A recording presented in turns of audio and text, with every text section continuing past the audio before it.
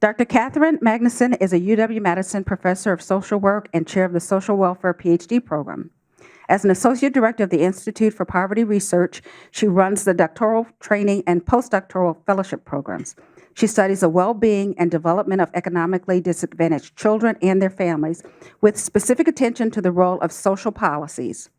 Her presentation is entitled, "Can Early Childhood Interventions Decrease Inequality of Economic Opportunity?" Inequality of Economic Opportunity. We look forward to your presentation, Dr. Magnuson, and we have made a contribution to the Rotary International Polio Plus Fund as a way to say thanks for speaking with us today. As a reminder, as we welcome her to the podium, if time permits questions, please wait for the audience mics as this program is being recorded. Thank you, and welcome, Dr. Magnuson.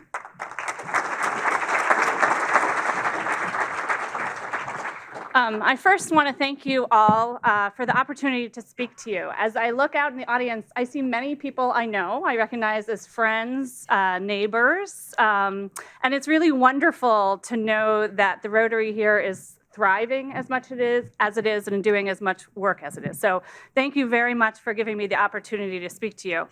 As some of you may know who get down the road to that great public institution, we have this thing called the Wisconsin idea, which is that the borders of our classroom is the borders of the state or even further beyond. So we take very seriously the mission of getting outside that ivory tower and coming to audiences such as this and getting the opportunity to share our work. So we're excited to be here and to be bringing that Wisconsin idea to you.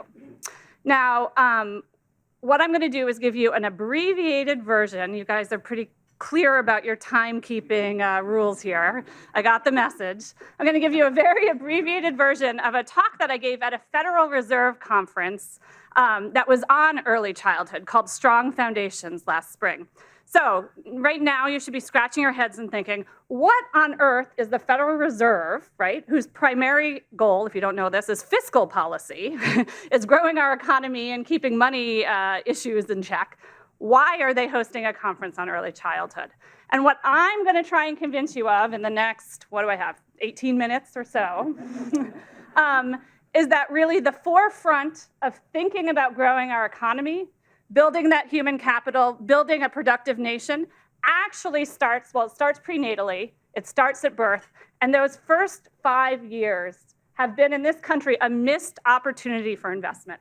And so if we want to think about growing a healthy economy, a strong workforce, and a highly skilled, productive labor market, we need to start thinking about our young children. So that's what I'm going to try and persuade you of as soon as I find the clicker. Oh, there it is. Okay. All right. So that's why they had someone like me who studies children and policy come to DC and give this talk. And I gave you a picture of Janet Yellen just so you'd believe me in case you thought I was making this up. Okay. So why should you all, everyone, start to think about the early years of life as an important part of labor market, labor force development? And the answer is, as many of you in the audience know, brains begin to grow. I'm sorry, I want to move around, but thank you, someone just corrected me. Brains start to begin. They are wired early in life, and much of the growth, foundational brain growth, happens in that first year of life, but also in the first 5 years of life. Now, no one is that young in this room. I'm going to make that assumption. It doesn't mean that your brain has stopped growing. It doesn't mean that your teenagers' brains have stopped growing, okay? So you can't walk away from them now. But it does mean that the foundation of learning happens very, very early in life. And getting, like almost all things in life, getting that foundation correct, getting the brain to have a healthy development, healthy neural networks, all of that makes learning things later in life much easier, okay? So yes, you can rewire the brain later in life. We know this from people who have had traumatic brain injuries and who have had strokes, but that takes a lot more work than it does to get that brain foundation correct in the first place.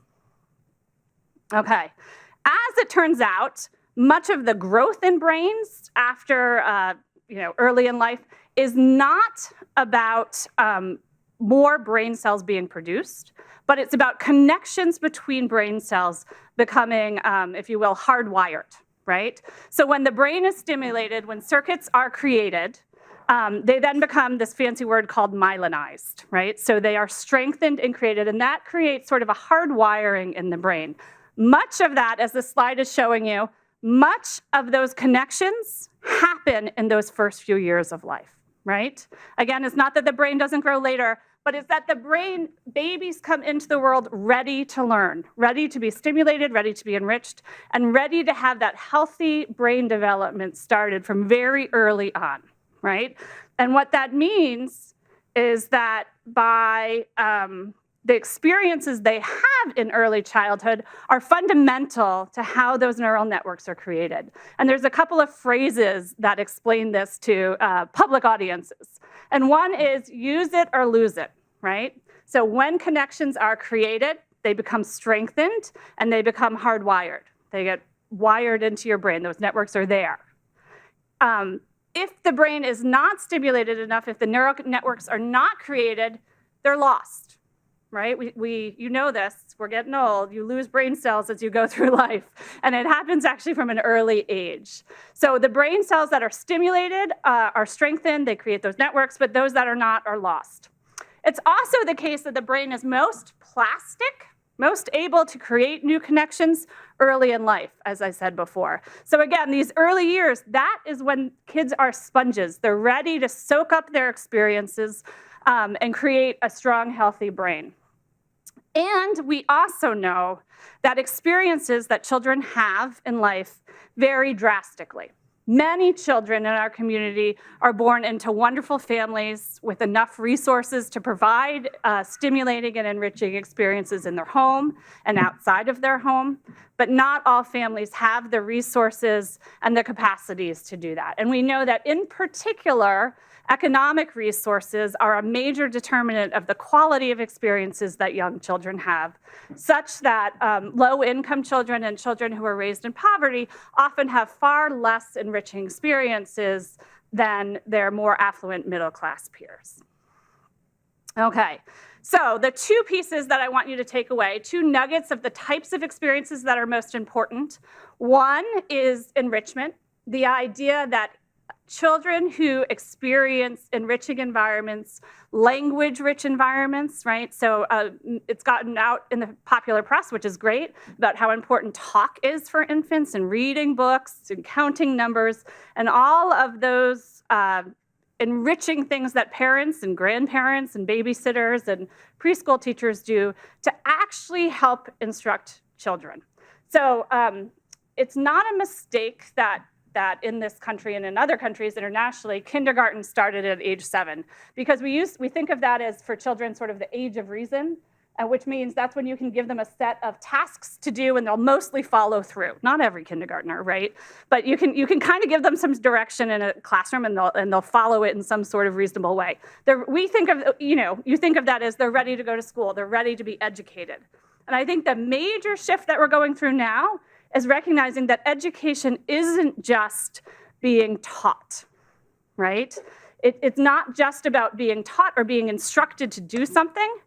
It's about having experiences that enrich in an enriching environment such that young children are learning, right? Even if they're not following directions in a step-by-step thing. They're having their brains are getting wired, they're learning skills, they're learning capacities, they're learning how to follow through on things, even if we wouldn't think of them as ready to sit down in a kindergarten or a first grade classroom, right? So we no longer want to think about the age of reason, the age of being able to follow instructions, as the time that we want to start educating or enriching our children, right? They are very capable of learning from very early ages. And that's not done by sitting them down and giving them worksheets or anything like that, but it's done by having conversations, reading books, playing games in very developmentally appropriate ways. The other thing that we know from science, and I'm lucky to have Seth Pollack here, who's an expert in this, so any questions you have about this, I'm gonna pass over to him at UW, is the importance of protecting children from harm. Much like we used to think that children weren't ready to be educated until they were 7 and 8 and could follow our instructions, we sort of generally the population used to think that kids didn't experience stress, right? As adults, we know what stress feels like. And it was kind of like, well, kids don't know what's going on. They can't possibly be stressed out. And we now know that that's just radically wrong. Kids, like adults, experience the physiological consequences of stress from very early ages, and it can have very profound effects on their healthy development and their brain. Okay. We also know that important caregivers who are responsive and warm can buffer the effects of stress, but it's the two areas of experience that when I think about what kids need, they need to be protected from harm, they need to not experience stress, and they need enrichment, right? And if those two things are provided to children, they have a much better shot of entering kindergarten ready to learn. Here we go. Now, this is a gap that shows differences between high and low income kindergartners, and you don't even have to look at the picture, I'm just gonna talk.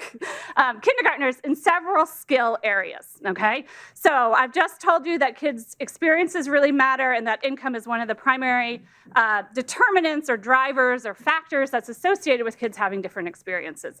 And these experiences matter such that when low income kids enter school, they start school about a year behind their more affluent peers, okay? So I have a first grader. When she was in kindergarten, she went from knowing a few letters, she knows that the A is an A and the B is a B, but she couldn't read anything. By the end of the year, thanks to the great teachers, she was able to read some words. And her vocabulary is increasing, so now she can read a bunch of words as a first grader. That is the difference between a low-income kid and a high-income kid when they enter kindergarten, a whole year's worth of learning, okay? So they come in, if you will, that far apart from each other. They do that in reading and math. The thing that I like to point out, so those are the two high graphs, they're different. They're two different time points data sets, but don't worry about that. Sometimes people misunderstand this data, and this is why I like to say this. They don't come in nearly as far apart in terms of behavior. Okay, so causing trouble in the classroom, being able to pay attention, sit still, argue with peers. There are differences such that high-income kids are better behaved, but they're much smaller than the differences in kids' early learning in terms of math and reading skills, okay? Now, that might be fine if we had an education system in which coming in at different points, everyone sort of caught up and we're able to move forward together. And I am not a professor of education, and there's a whole lengthy debate that one can have about how well our schools are doing here in Madison and nationally. But what I can tell you is those gaps at kindergarten, they're there in 3rd grade, they're there in 5th grade, they're there in 8th grade, and they're there when kids get out of school. So the fact that those gaps exist in kindergarten and they persist all the way through to the end of their schooling time tells us that if we care about getting kids to have higher skills when they're ready to go into the labor market, one thing we could do is make sure those gaps were not so big on the first day of school. Because if we can shrink those gaps, we know that schools can take those kids and move them forward, right? So part of it is trying to figure out what is it we can do in those first few years to keep those gaps smaller? And I have one quick thing, which is why do we care about gaps in skills? So many of you have heard the term, we're an information economy. We are no longer a labor market that has lots of jobs for people who do not have high cognitive skills, and all the things that you guys think about in terms of training workers and finding workers. Many of you are hire people, right? You want people who have cognitive skills, who can think critically, who can think quickly, who can problem solve, right? That's an information economy. That's where we are as a labor market. That's where all the growth will be probably coming. Where do we look for places to produce workers like that? Colleges, often. Universities, 2-year, 4-year, some post-high school training, right? And as it turns out, those differences at kindergarten also foreshadow huge differences in college completion, okay? So for high-income kids, you get over 50% of kids will graduate from a 4-year college or college degree. For a cohort of the mid-90s, it was only 9% of low-income children who were born into low-income families. 9% of them graduated from college. And you can think about that as a success because it had increased from about 20 years before, or you can think about that as all of the potentially skilled workers who don't have the degree and the training that you might need them to have to hire them in to do some good work for you. Okay, so I've painted a somewhat bleak picture, at least bleak from my perspective. I'm not going to end there. How much more time do I have? I'm good. Okay. I'm talking quickly. I'm honing my New York talking skills. I'm not going to end on a down note because it's not. That's not the end of the story. There are actually investments that we know that help young children become more school ready, to gain those skills so that they're not as far behind from their peers. And what in my talk to the Fed, I had 3 things. So I'm going to shrink it down and give you one. But one in which Madison, among many other communities, probably has some work to be done. Okay, so I'm going to talk to you about early childhood education. Many of you may think, oh, I use childcare. And what I'm talking about is childcare, but we no longer think of it as only childcare. It's no longer just the place where children go when their parents have to get to work. It's now an opportunity to work with children, build their skills, and get them ready for school. Okay, so I sit in a school of social work, and there's a buzzword that we have there. You guys may have infiltrated many other work environments called evidence-based. Evidence-based. We no longer sort of ask ourselves, does this look like it's working? Does this feel good? We now look for strong evidence. And so one of the projects that I took on with some great colleagues was to say, you know, we have been studying as a field early childhood education for many, many years. We are going to go out there and find every study that was published all the way back to 1960. We are going to read that study and we're going to see what it says, and we're going to try and combine all of these results, all right? Now, we're not just taking the high quality, we're taking high quality studies, but not necessarily the highest quality programs, right? So, you know, newsflash, there have been some mediocre early education programs out there. So we went out, we compiled a large team of graduate students, we went out and we collected these studies and we looked at what they said. And what we found was that almost across the board, programs were having a positive impact on children's learning. Okay, so now I'm gonna go into a few details about the graphs.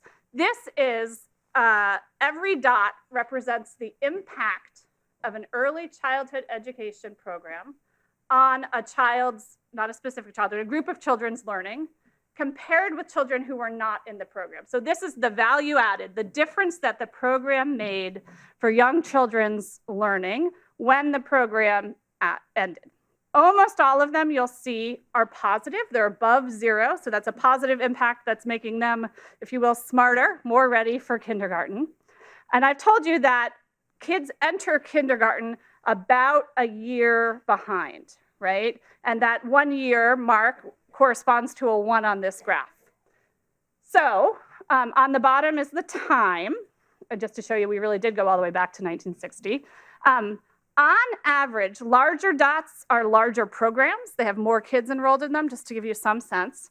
On average, these programs improved kids' learning by about 0.3, which is about 3 months of school on that 0 to 1 year scale, right? Oh. You're just lucky I'm not doing backflips off the side. Okay, thank you for reminding me. I will do that. But I know there's a camera, so I can't go too far. So what you want to think about is if there's a 1 year gap, if you have that 1 year gap in schooling, we're shaving off by sending and ensuring that kids get an average quality, mediocre quality early childhood program. You can erase about 1/3 of that gap. Now, we can also tell from some of the high points that are almost up at a year, those are early programs, you can do even better than that. And there's a couple of really shining examples in our country at the moment. So the Boston public school system has a program that's erasing at least half of the gap. Oklahoma also has a great program that's erasing about half the gap as well. Okay, so there's variation. Not every program is as successful as other programs, but it is a clear evidence-based program that shows that kids that get good early childhood education can improve their school readiness and can do better. And again, this is not instruction that sitting kids down, trying to get them to follow examples. It's making sure that they are engaged with their teachers in rich conversation. That when someone reads them a book, they don't just keep turning the page, that they stop and ask them questions.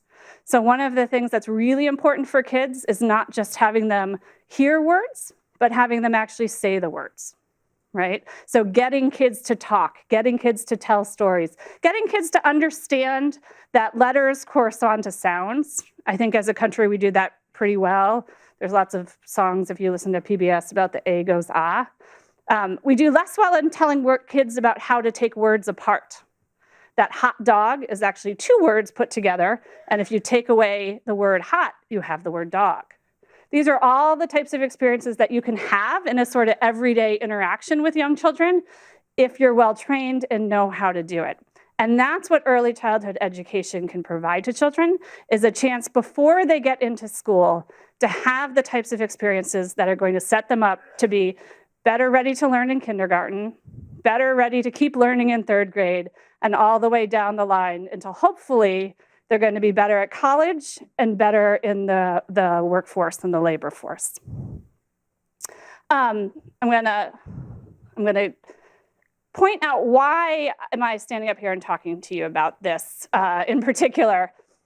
We know that children who are low income are under-enrolled in early childhood education, because anyone know on average how much it costs in Madison to pay for preschool? More than college tuition, right? So I heard an emphatic yes. As a new member, do you want to tell people? $1,500 a month. Per child. Yeah, many of you are thinking, I can't afford that, as are all the parents who are sitting out there saying, yeah, we can't afford it. And that is with a fairly middle, right? So that's a middle class family who's going to struggle to afford that. Now imagine what happens if you are a low income family. So you're either finding resources and services that are provided at no fee, and we have a few of those in the city. You're looking to DCF. We have the, there are childcare subsidies for people who qualify. But there's many families that fall in between that don't qualify and struggle to provide care. And frankly, they do what any good family does. They make it work, right? You might have neighbors, you might have friends, you might have grandparents. And that means that you'll have some great experiences. I'm not saying that grandparents aren't great caretakers, but you're not going to have the formal early childhood education program that might be able to provide some of the enrichment that otherwise might be there. And so the gaps in enrollment, which are shown in this graph, for the bottom 3 quintiles of income are about 20 percentage points. Okay, so there's a high income people go at much higher rates. So in the year before kindergarten, about 80% of them experience early childhood education, as compared to about 50 to 60% of low income. So there's a large gap in enrollment that is determined by income, and that there's room for improvement. There's room, I think about this, there's room to make a difference. There's room for investment. In many places, almost all kids start school. So there's no gap in getting kids into school. There's some gap at the end in terms of keeping them from dropping out, but this is the other gap. This is the school readiness gap that we can do something about.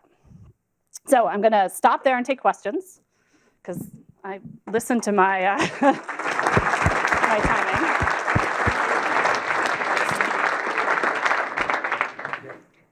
I have a few questions. I'm over here in the corner. Hi, thank you. Hi. Sorry. I'm Joan Ziegler, and I work with young students with learning differences, and I see a lot of different types of things. And my first question is, how are you defining low income and high income? Because we are making some assumptions there. And then it seems too that we're looking at filling lifestyle differences with early ed, and a lot of early ed programs, pre-K, have been cut.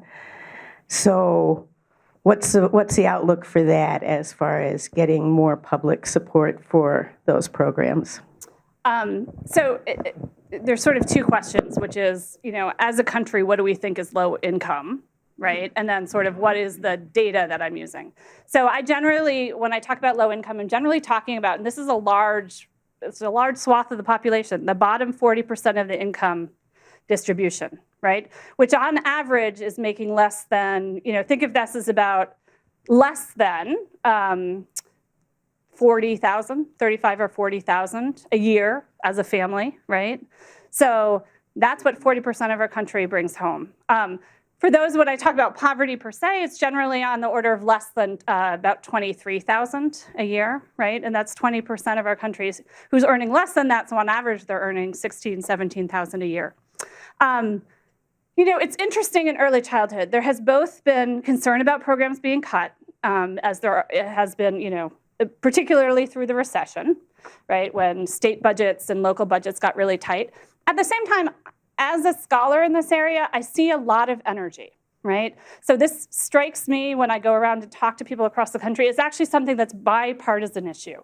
Lots of people they hear a message, they start to understand, and it's based in science and it makes sense, I guess. So I try not to be pessimistic about the future. I try to be optimistic. And I think there's lots of opportunities for local communities and states and the federal government to invest. So I try and remain optimistic and keep in mind that there's still work to be done, but we've actually come a pretty far way. So in particular, in the 1990s, there was a large increase in funding for public early childhood education and for childcare. So it actually increased from 92 to 2002. It increased by about 400%. And that, in fact, I don't know if I were to go back to the graph, you'd see it going up over time, right? And that's part of the explanation for the up over time, particularly among low-income families. I'm Ellen Foley. And Hi, Ellen. I'm on the board of Reach Dane, which is our Dane and Greene County Head Start group, in addition to other family child care providers that we help certify.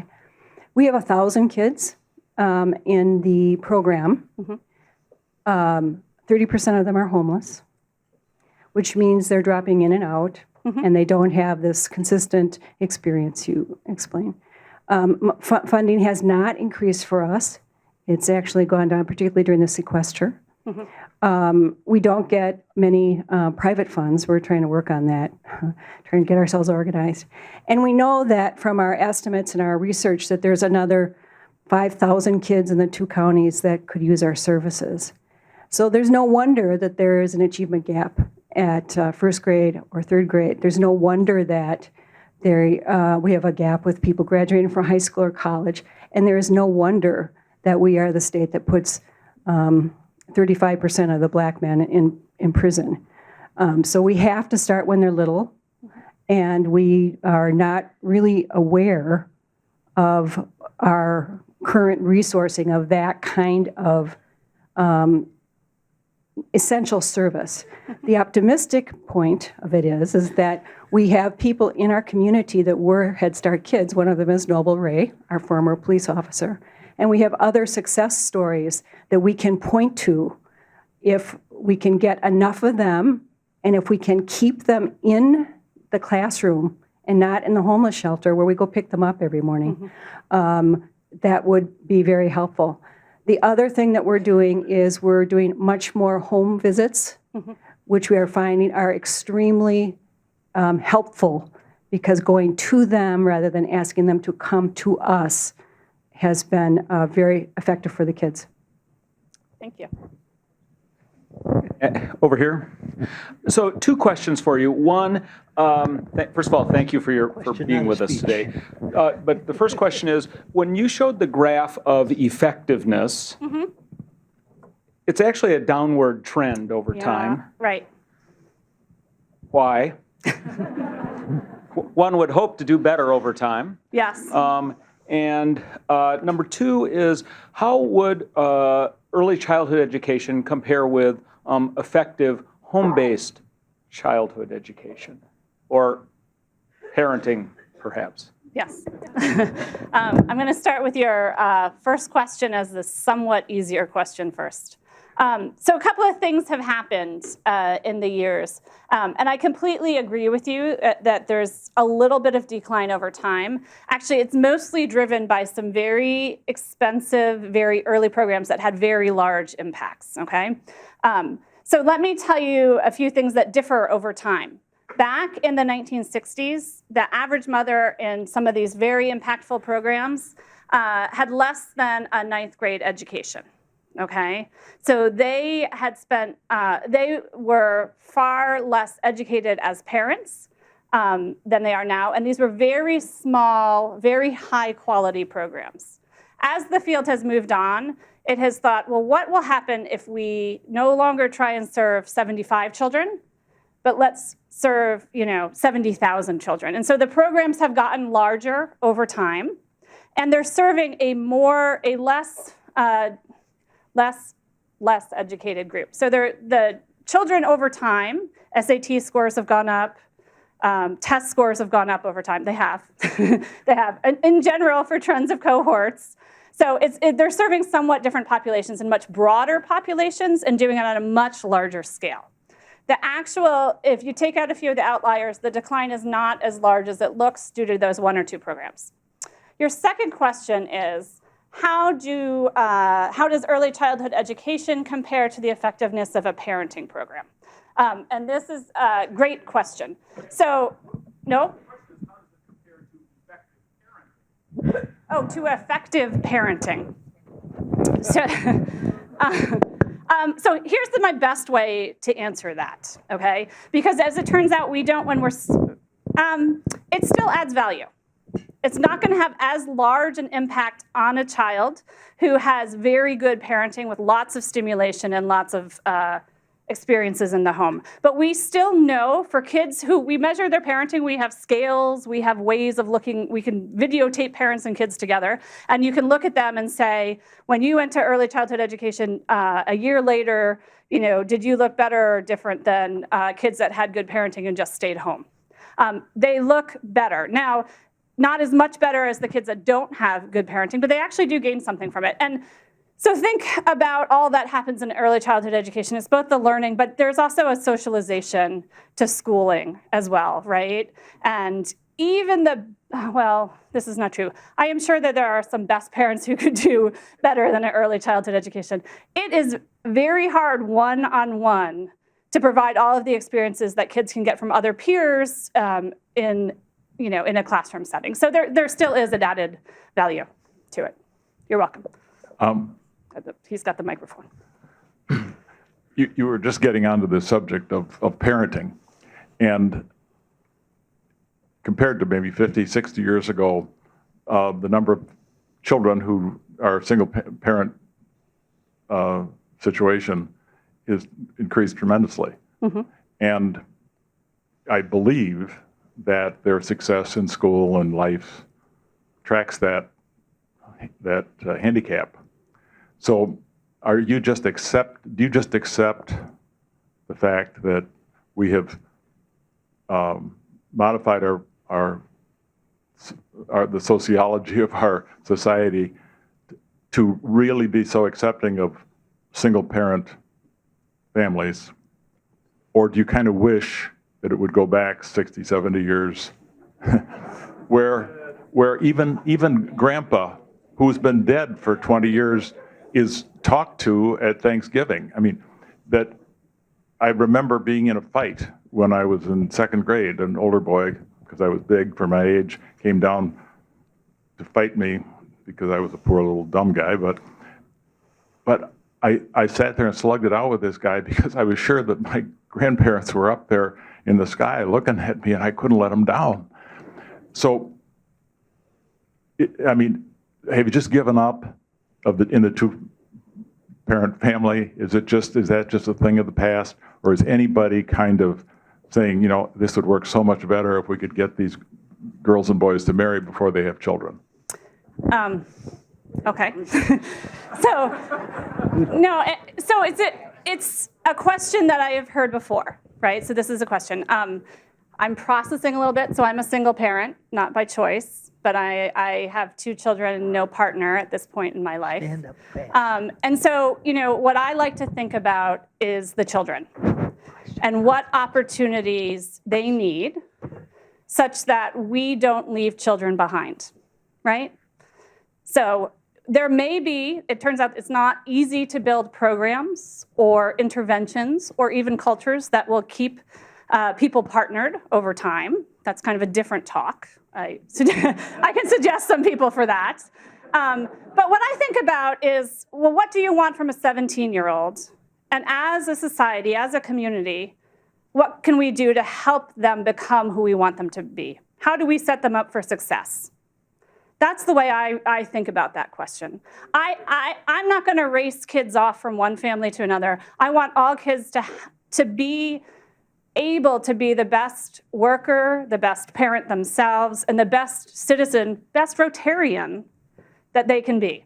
And so in my mind, that means providing them with supports and resources to all types of families. And many, I will also say, I can't help myself, many low-income children have 2 parents and have 2 involved and partnered parents.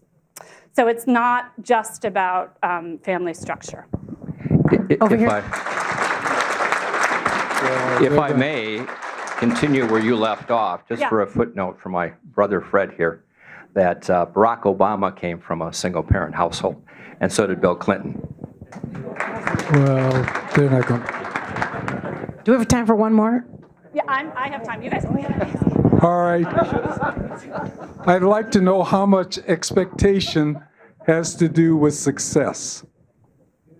How much does expectation have to do with success?